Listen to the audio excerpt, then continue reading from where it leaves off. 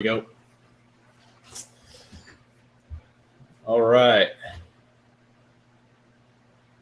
Good morning, everyone. Let me get myself situated here a little bit. All right. Good morning. Welcome to the Sunday morning creative Q&A roundtable.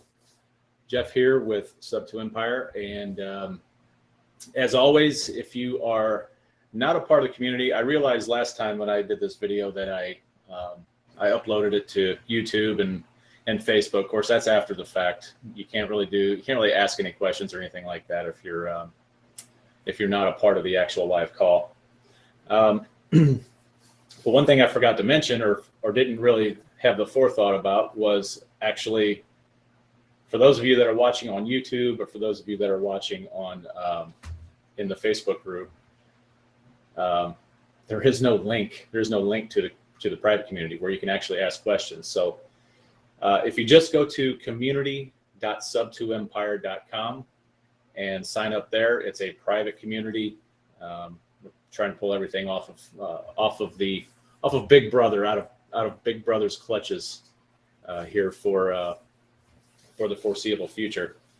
I mean, unless they change their policies on the censorship and things like that, then we're going to continue with the private community. Apologize in advance. I just got done with a workout. I'm a little bit, kind of a big sweaty mess right now, to be honest with you. But anyway, let's get started. Today, I want to talk about pulling comps.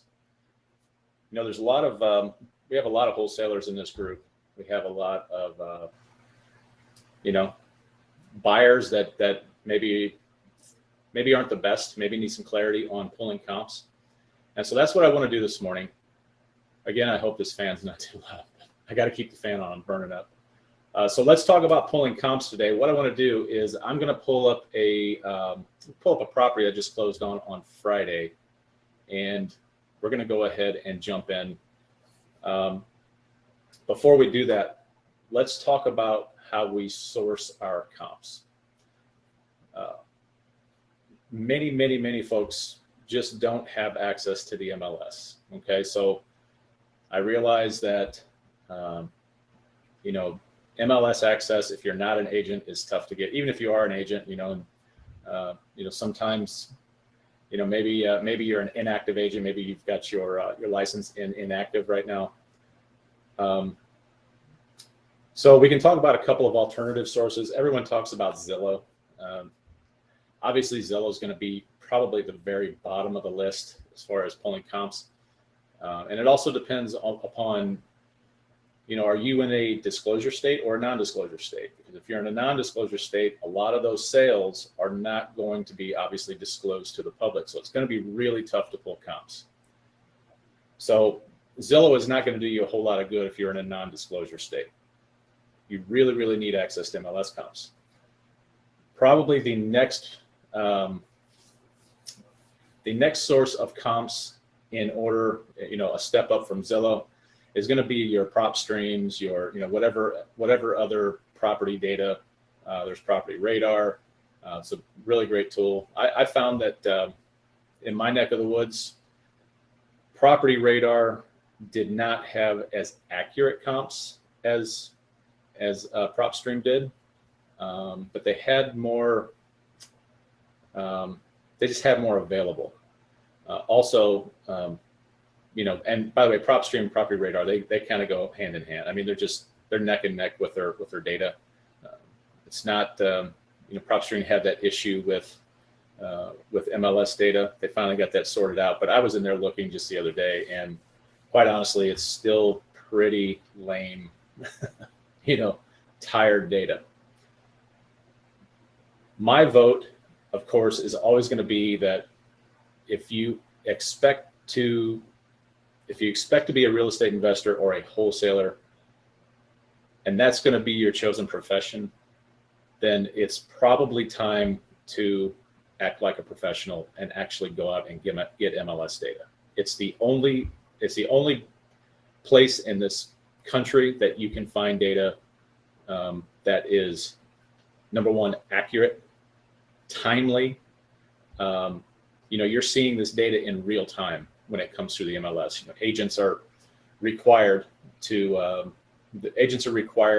update that data lickety split. They can be fined if they don't. So the data is extremely accurate, and quite honestly, I always tell people this: the MLS, whether you like it or not, is the market. That's where 95% of all deals across this country happen. And maybe not deals for investors, although we're certainly not afraid to work with agents. But 95% of all the deals that happen in this country happen on the MLS. So if you're going to be pulling comps, make it a goal to strive towards it. Get MLS comps any way you can. You can go out and talk to if you have a buddy or a friend, or maybe even some folks in the Facebook investor groups or something like that. Get to know an agent. If you don't have your license yourself, get to know someone that is happy to pull comps for you, because quite frankly, you could also turn around and give them your business. If they can give you accurate comps, and maybe you find a property that you can get under contract and turn a good profit on, maybe you're going to flip that property. Well, now they can get your business.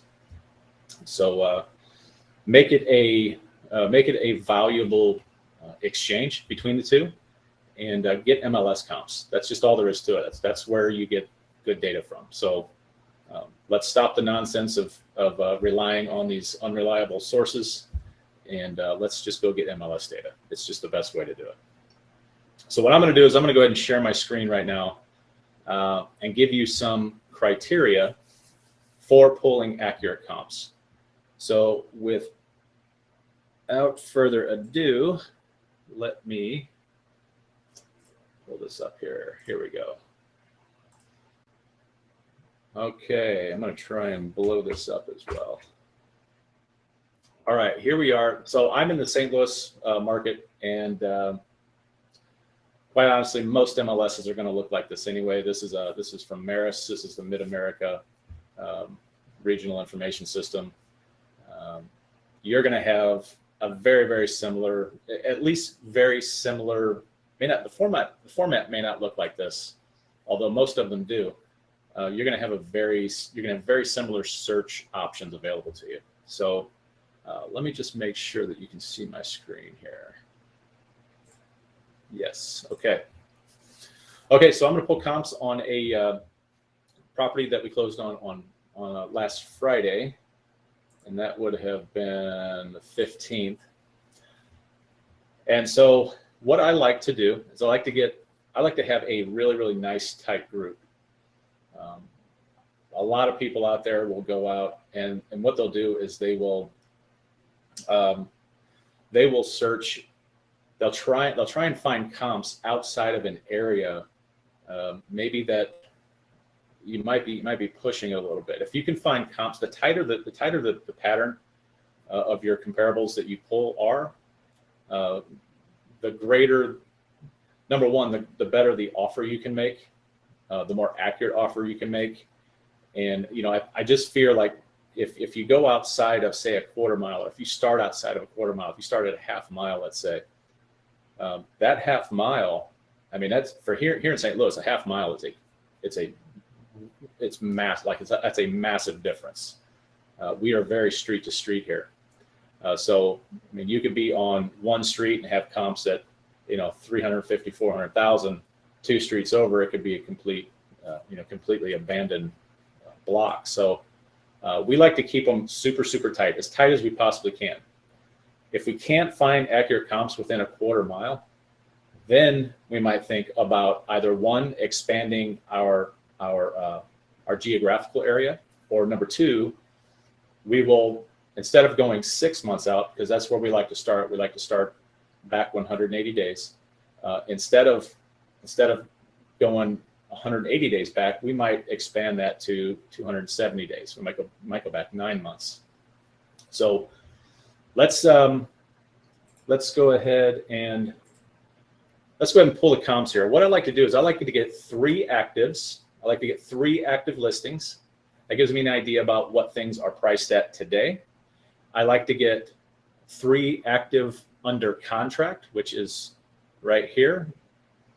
And what that's going to do is it's going to tell us, although we don't know what the offers were, we can see what it was listed at. We can see what a particular property was listed at, or one of our comparables. And we can then we can get just a much better idea about what we're actually looking at in the subject property.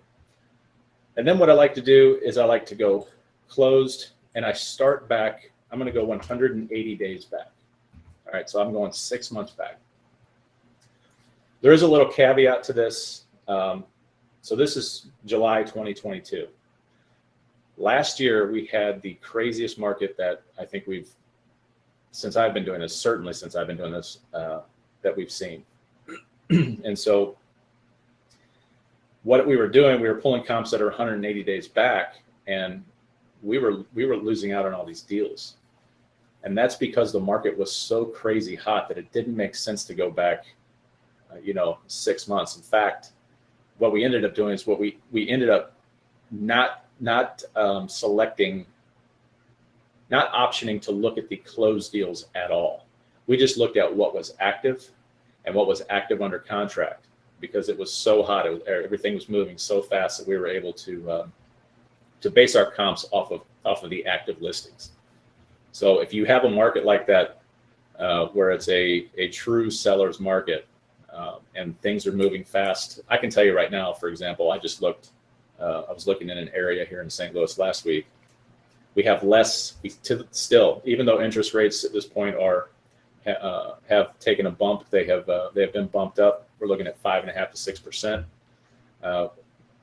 We still have a crazy low inventory of properties available in my area. We have about 21 days worth of inventory in really any kind of given area, any given municipality in the area that I'm in. So it's still extremely low. So start with 180 days.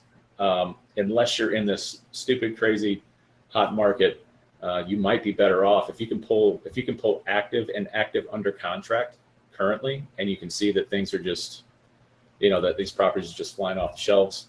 You might opt to not use closed comps at all.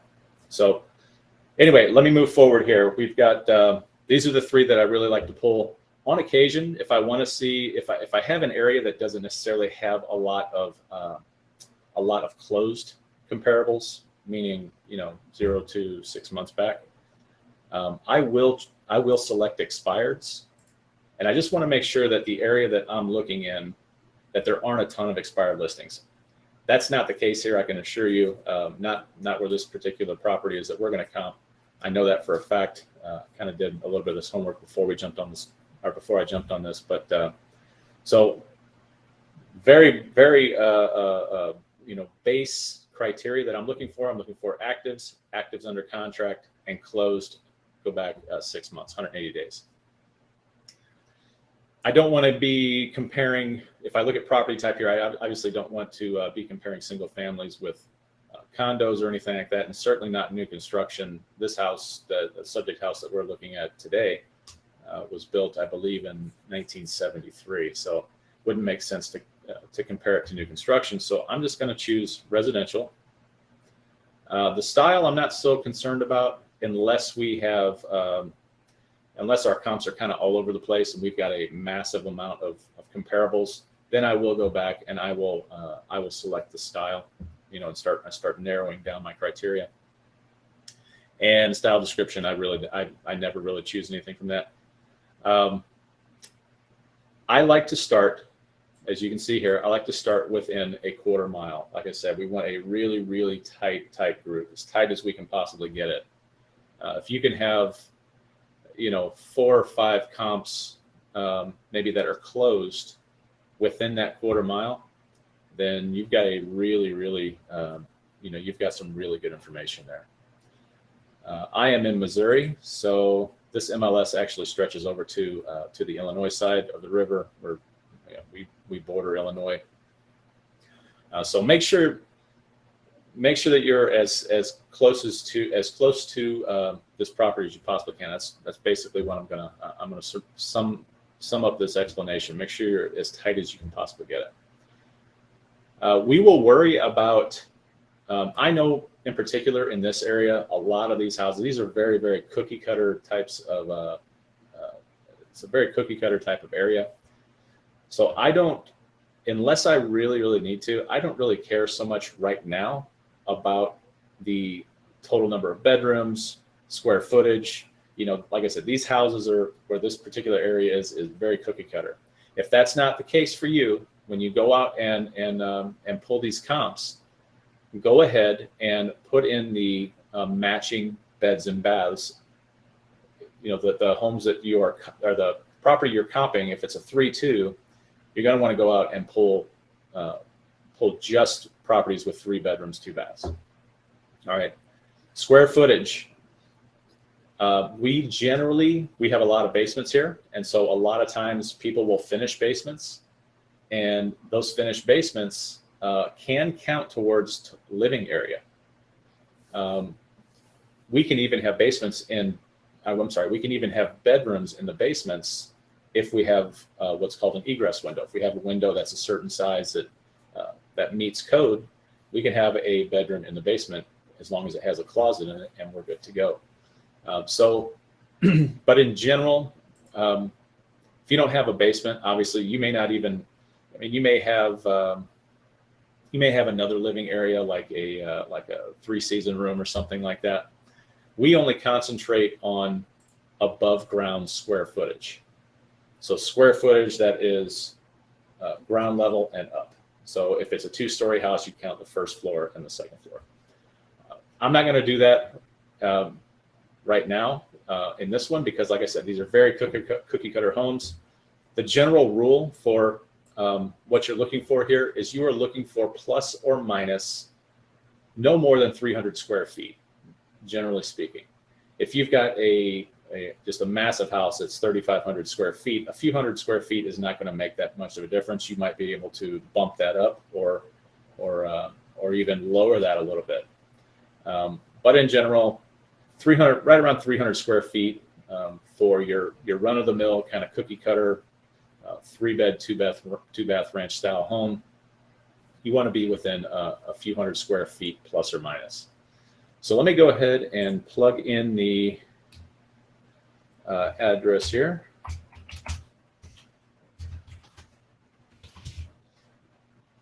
Drive, there we go. All right, if I look down here, I see I have 5 matches. Let's go out. Let's look at the individual results here. All right, so we look in this column, we can see we have 1 active and we have 4 solds. We don't have any that are active under contract here. So depending on how you like to look at this, I'm a visual person, so I really like to look at the map. So I'll click on the map here, and I want to get an idea about how far out these comps are actually sitting, right?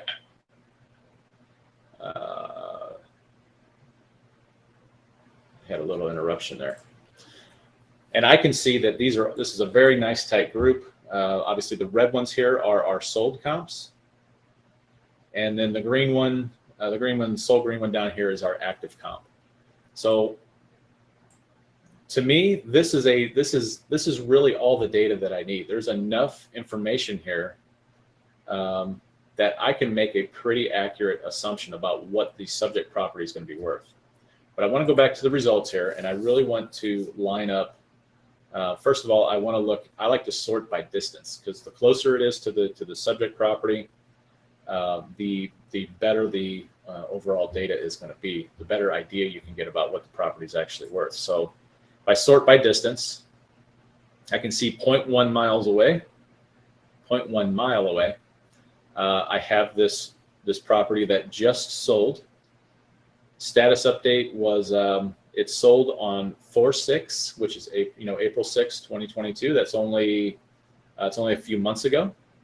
So that is going to be a property that's really, really close to my property. Now, here's the difference though. If we follow this line over, we can see that this was a 4-bed, 2-bath. All right. Let me pull up the data on this property, and on just so we can have something to compare with. There we go. You can't see this screen. I'm just kind of looking at.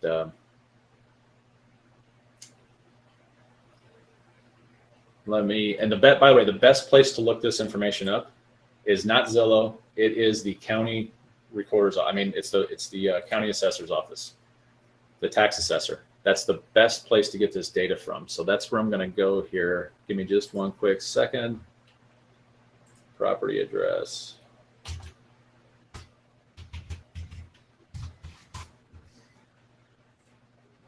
Okay. Now, let me go ahead and I will share this. Maybe I can't. I'm going to stop sharing this one, and I'm going to share a separate screen.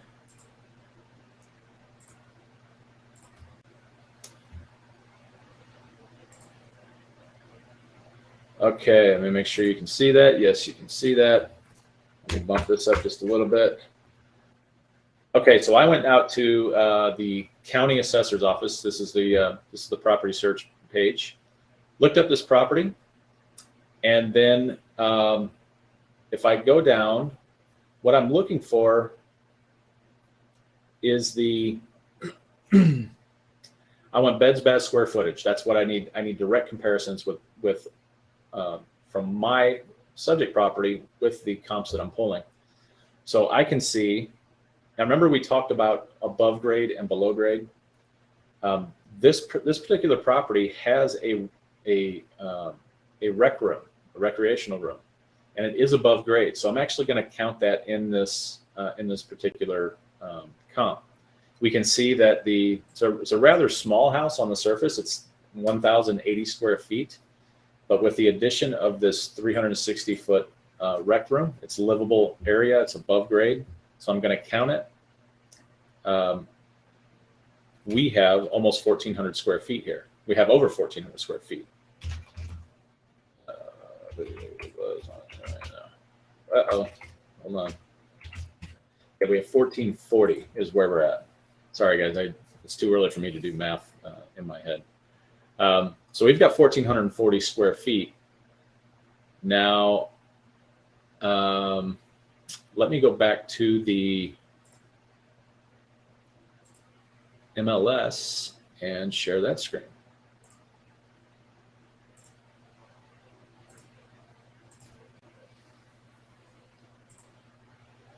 Let's make sure we can see this one. And again, I am. Okay.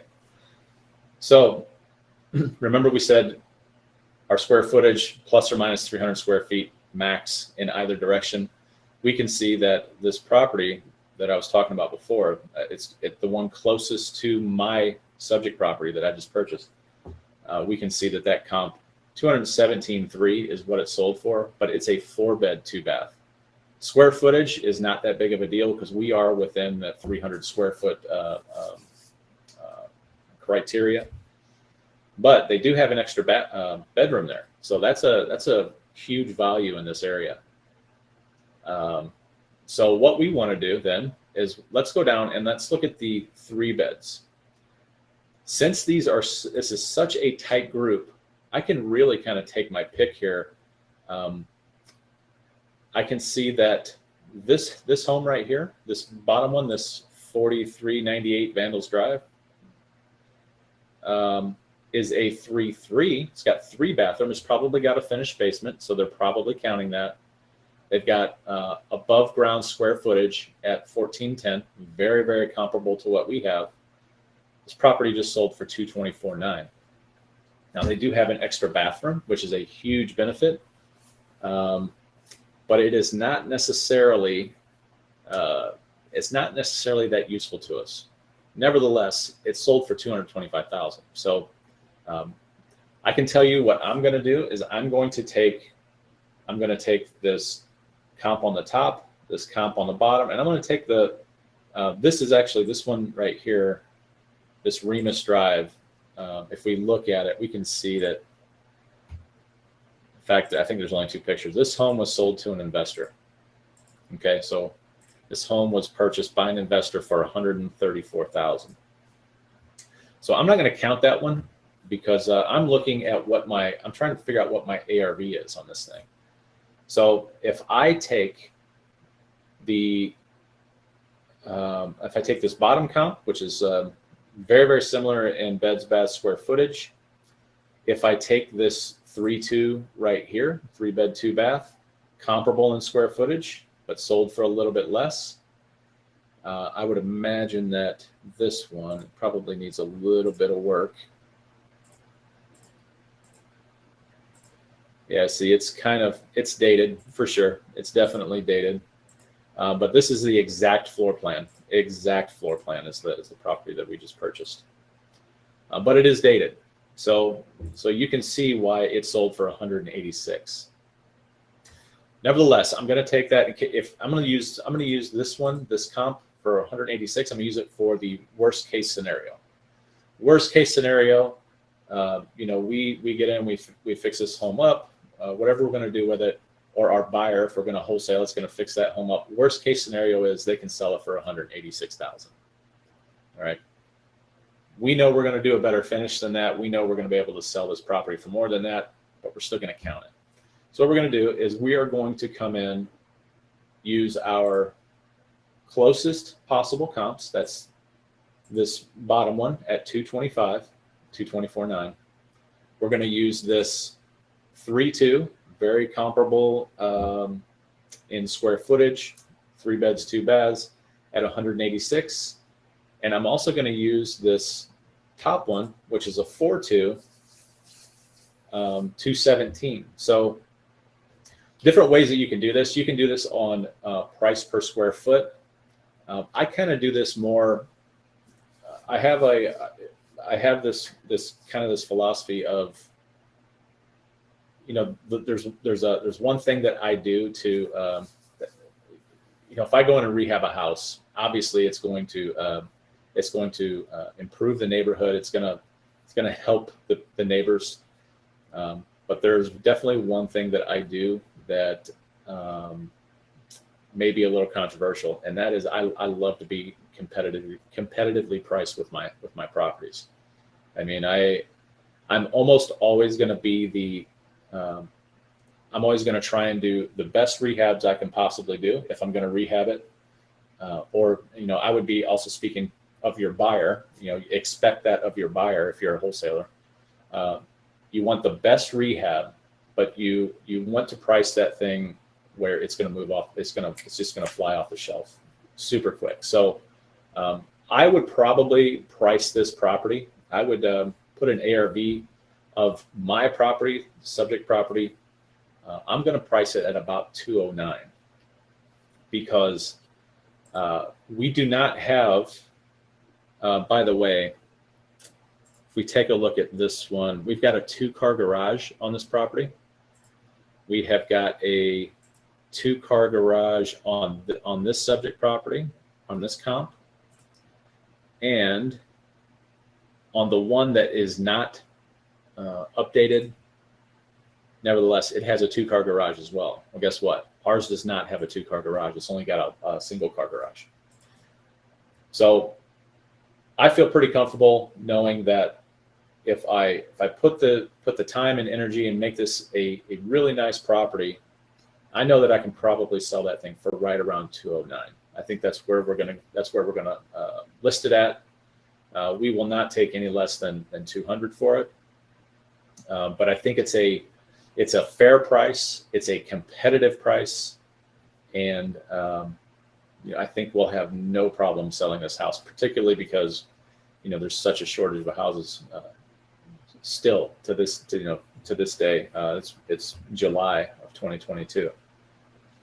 So that is how we are going to pull comps. Like I said, you really, really want MLS data, as much MLS data as you can possibly get. If you have to have, if you have to take somebody, if you're serious about buying a property, and you have to take someone to lunch to pull comps for you, or, however you've got to do it, try and pull your data from the MLS. It's so important. And this particular property, I would have zero problems no problems at all putting this out there for 209. Like I said, super competitive pricing. If I have good finishes and put out a quality product, I have no doubt that I'll get 209 for this thing, no problem. So there it is.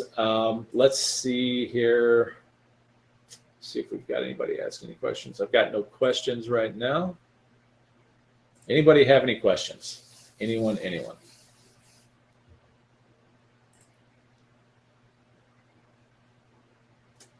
All right, we have no questions. Going once, twice. All right, done. Okay, so we're only 30 minutes in. That's how we pull comps. Let's review real fast. Let me go ahead and I'm going to stop sharing. Let's review. Comparables. Your comparables are going to be a nice tight group. You want to start out with a like property. So if it's residential single family, it's residential single family. We're not going to be comparing. You're not going to try and compare a multifamily or a duplex or something like that with a single family. It's got to be a like property. So single families, beds, baths should match. Residential, nice tight group within a quarter mile. You should be able to find those in this market today. You should be able to have no problem finding a nice tight group.